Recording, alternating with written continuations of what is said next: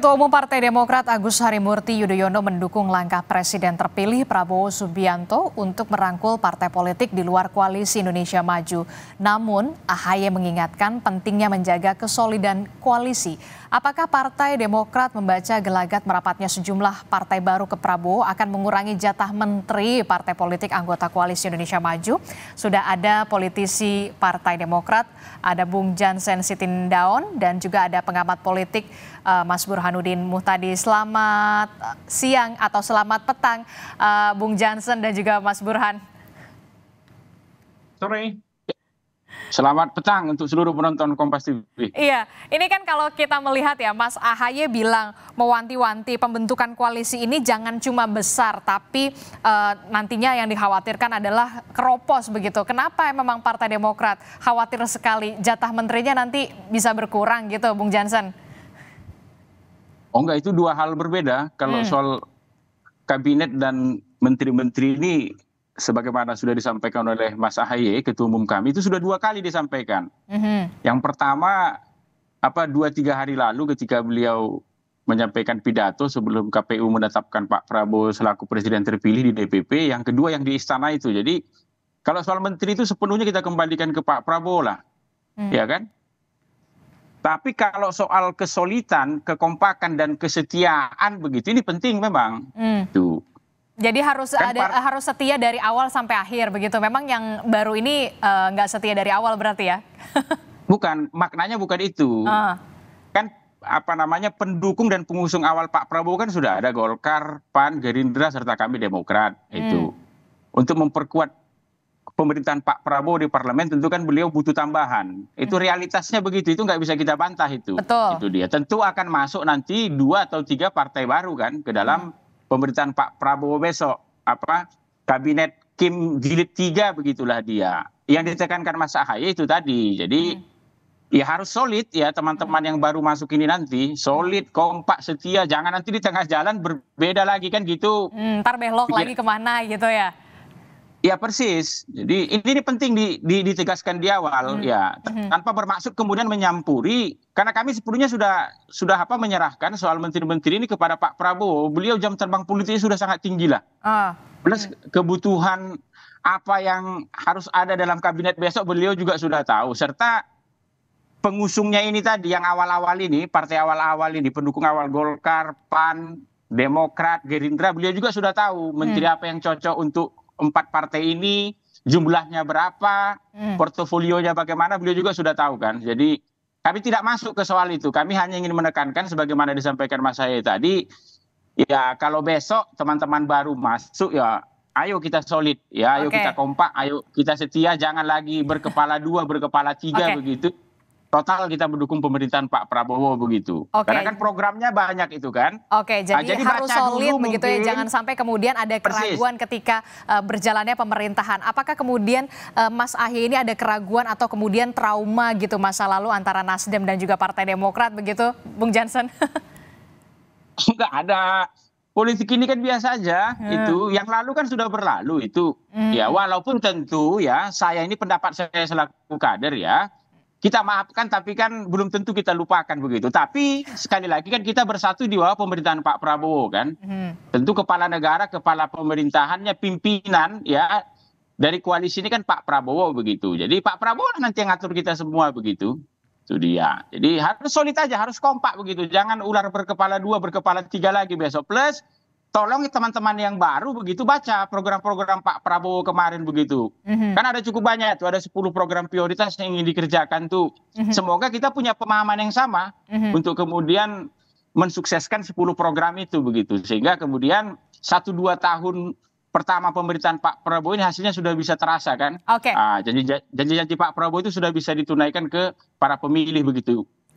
Mas Burhan, Anda menangkapnya yang seperti apa pernyataan dari Mas AHY ini?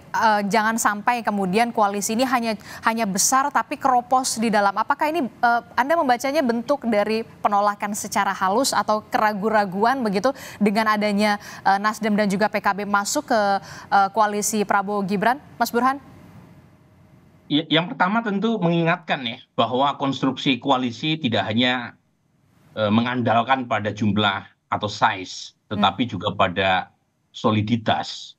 Kalau misalnya jumlahnya besar tetapi keropos, itu secara politik juga tidak positif kan buat pemerintahan Prabowo Gibran nanti.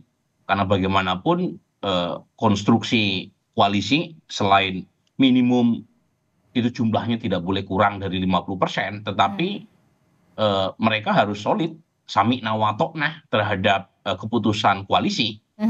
Anda membacanya Mas Ahaye ini masih ragu dengan antara Nasdem dan juga PKB ini bakal solid sampai nanti 5 tahun mendatang?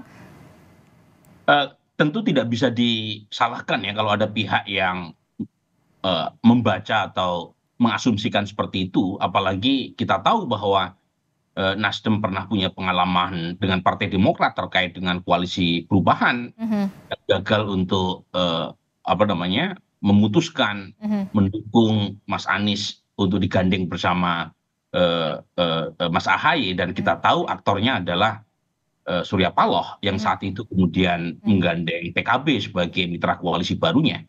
Jadi tidak bisa disalahkan, tetapi lagi-lagi substansinya itu benar apa yang disampaikan oleh Mas Ahaye.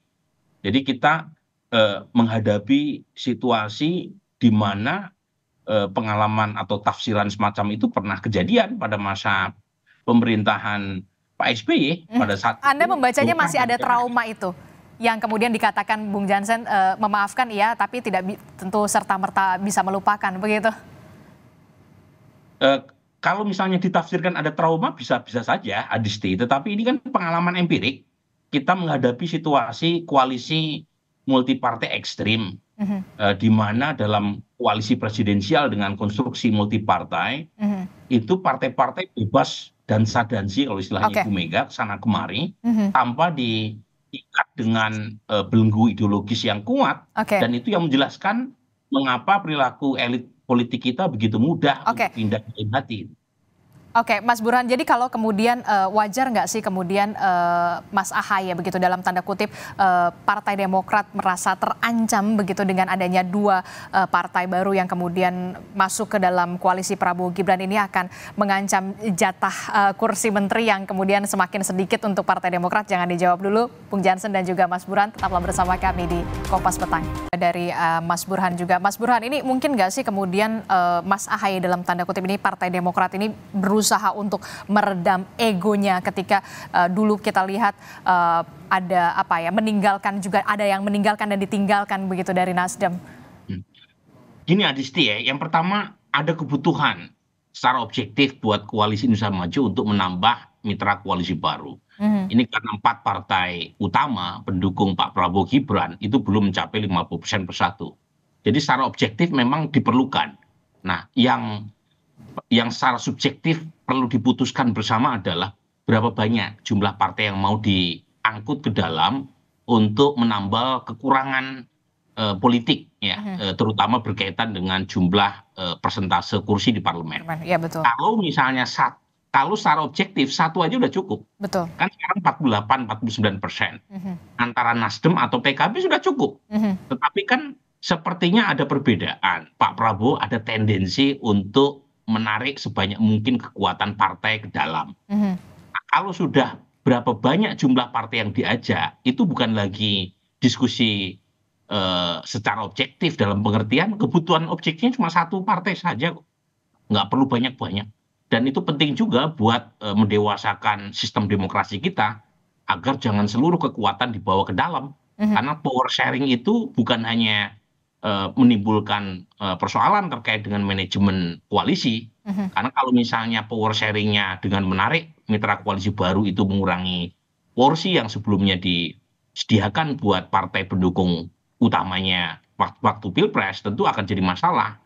Nah, kalau misalnya power sharing itu dengan cara menambah kursi kementerian dengan merevisi undang-undang Kementerian Negara, itu juga jadi masalah. Karena 34 jumlah kementerian yang sekarang ditetapkan oleh undang-undang itu termasuk yang paling banyak sedunia. Mau ditambah berapa banyak lagi? Jadi diskusi itu yang saya mungkin belum dituntaskan ya di internal koalisi. Bung Jansen, kalau Demokrat sendiri kemudian khawatir atau tidak kemudian Pak Prabowo ini punya tendensi untuk merangkul sebanyak-banyaknya partai politik ke dalam pemerintahan Prabowo Gibran? Pertama itu dulu tadi ya, Mbak ya, soal kalimat mengancam jatah Demokrat. Enggak lah, ini penting saya luruskan ini, karena penonton Kompas ini kan puluhan sampai ratusan juta orang kan. Jadi jangan dipikir kemudian pernyataan Ketua Umum kami tadi itu kaitannya dengan soal mengancam jatah Demokrat. Sekali lagi kami tegaskan, ya, soal mengangkat-ngangkat menteri itu kita serahkan sepenuhnya kepada Pak Prabowo. Jam terbang beliau di politik ini sudah lebih dari cukup untuk mengetahui apa kebutuhan untuk pemerintahannya besok kan. Plus untuk kami partai-partai yang sejak awal mengusung beliau, ya, beliau juga sudah tahu itu berapa Partai Demokrat dapat berapa, Gerindra berapa, Golkar berapa begitu. Sedikit pun kami nggak ragu untuk soal itu. Jadi yang kedua itu tadi. Kalau pertanyaan Mbak tadi kan bagaimana kalau Pak Prabowo mengajak banyak partai? Kita serahkan kepada Pak Prabowo itu. Nggak ada masalah. Jadi kalau iya, jadi kita ini beruntung sebenarnya di Indonesia ini. Kalau kita ingin studi komparasi sedikit begitu, biar publik juga bisa melihat secara terang benderang. Presiden terpilih itu kan di April ini sudah diputuskan itu. Berarti beliau punya waktu 4-5 bulan ke depan ini untuk menyusun koalisinya sebelum nanti tanggal 20 Oktober dilantik begitulah. Contoh lihatlah di Belanda misalnya. Sekarang Belanda itu Perdana Menterinya itu acting. Sementara karena bulan Juli kemarin Mark Rutte itu mundur. Perdana Menteri yang kemarin. Jadi sudah 200 hari lebih ini ya. Partai VVD, Partai Rakyat untuk Kebebasan dan Demokrasi di Belanda itu belum berhasil membentuk koalisi. Di bawah ketuanya yang baru, Dylan Yesil-Gilfos itu dia. Jadi poin Anda nggak ada masalah soal itu. Kalau misalkan persis. Pak Prabowo. Jadi kita ini beruntung secara timeline kita begitu. Kan ada orang mengatakan, kok aneh demokrasi kita ini ya, presiden udah ditetapkan di bulan April, contoh seperti saat ini ya, sudah diputuskan baru dilantik 5-6 bulan lagi. Malahan ini bagus untuk demokrasi kita karena presiden terpilih itu punya kesempatan untuk menyusun koalisinya, termasuk untuk menyusun kabinetnya. Sehingga nanti ketika tanggal 20 Oktober dia dilantik, itu udah langsung bisa jalan begitu. Coba bandingkan misalnya dengan negara lain. Di Denmark kemarin juga begitu.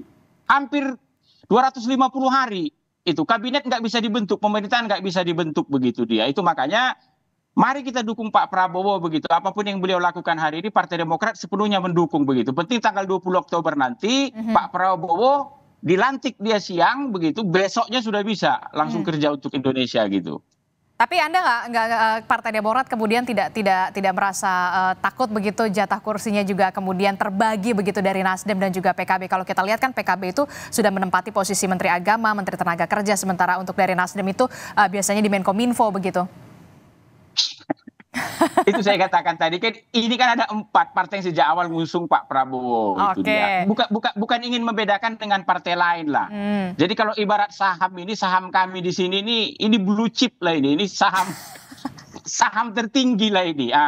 Kalau ibarat di dunia usaha begitu, kami ini adalah kreditor preferen, bukan konkuren begitu dia. Itu makanya selaku partai pendukung utama Pak Prabowo sejak awal, kami mendukung apa yang beliau lakukan sekarang begitu, tanpa perlu takut kemudian seperti bahasa media hari ini, ini akan mengancam jatah Demokrat, jatah Golkar, jatah Gerindra, jatah PAN dan lain-lain begitu. Jauh pikiran kami dari itu. Kami sepenuhnya sudah tahu Pak Prabowo akan buat apa yang terbaik begitu dia.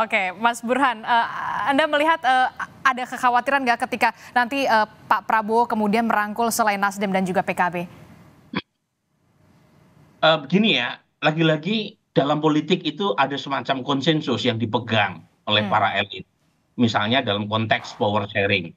Pertama ukurannya adalah saham atau iuran elektoral yang dikeluarkan oleh masing-masing partai dalam mendukung capres cawapres terpilih. Ukurannya apakah mereka terlibat dari awal dalam proses pembentukan koalisi pilpres.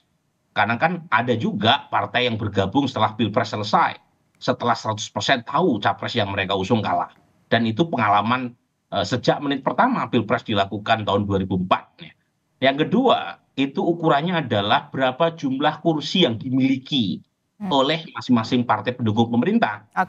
Itu bagian dari semacam kearifan para elit untuk menghitung berapa banyak kursi yang diperoleh proporsional sesuai dengan kekuatan mereka di parlemen. Karena begini, karena dalam konteks setelah pilpres, itu kan bukan semata-mata pilpres bukan semata-mata winning the election, karena itu sudah selesai, tapi proses governability. Jadi governability itu relasi eksekutif dengan legislatif penting. Jadi kalau misalnya partai tadi punya kursi banyak di parlemen, itu biasanya juga disesuaikan dengan akomodasi proporsional dengan jumlah kekuatan. Jadi harus proporsional begitu, dan kita yakin kemudian soal kursi menteri siapa-siapa saja yang kemudian ada di posisi itu adalah hak prerogatif dari presiden. Terima kasih Mas Burhan, Bung Jansen dari Partai Demokrat telah bergabung bersama kami di Kompas Petang. Sehat-sehat selalu Bapak-bapak. Terima kasih. Hidup Indonesia. Oke, terima kasih.